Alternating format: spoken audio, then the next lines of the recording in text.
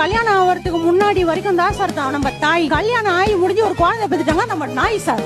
என்னோட பொண்ணு வந்து செல்லு நோண்டிட்டு இருக்கா சார் உட்காந்துட்டு. அந்த டைம் வந்து பாத்ரூம்ல இருந்து குரல் கொடுக்குறா பேத்தி. நான் சாப்பிட்டுக்கிட்டு இருக்கேன், என்ன போயிட்டு இரு அம்மா அம்மா வந்து வாஷ் பண்ணி விடுவாங்க அப்படின்னு சொல்றா சார். அந்த சமயம் எனக்கு கரண்டி ஸ்டவ்ல போட்டு நல்லா பட்ட இழுத்து விடலாமான்னு இருந்தது சார். அவ்வளவு கோவம் வந்தது சார் எனக்கு. அவ்வளவு ஏன் அம்மாக்களை இவ்வளவு டேக் இட் ஃபார் கிராண்டடா எடுத்துக்கிறீங்க சார்? என்ன உட்கார வச்சு பண்றது அவங்களுக்கும் பிடிச்சிருக்குது, அது அவங்களே சொல்லிக்கலாம்.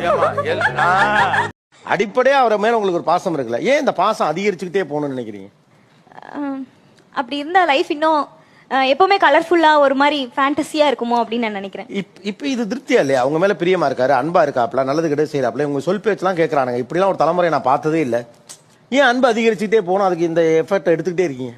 தெரியல சார், அது ஏறிட்டே இருக்கணும் அப்படின்னு தான் தோணுது. உங்களுக்கு அவர் என்னவெல்லாம் செய்தால் உங்களுக்கு அன்பு பெருகிக் கொண்டே போகும் என்று நீங்கள் சொன்னீர்களோ அது எல்லாத்தையும் உங்க கணவருக்கு நீங்க செய்றீங்களான்னு கேக்குறேன். இல்ல அவ்வளவு செய்யறேனான்னு தெரியல. அப்ப நீங்க அவரை கம்மியா லவ் பண்றீங்களா? இல்ல சார், அப்படி சொல்ல முடியாது. இப்போ உங்க கணவருக்கு உங்க மேல அன்பு இருக்கா? இருக்கு சார், ரொம்ப இருக்கு, நிறைய இருக்குல்ல. நிறைய. அப்புறம் அதை ஏத்திக்கிட்டே போறீங்க. சரி, ஏத்தல சார். அவ்வளவுதான்.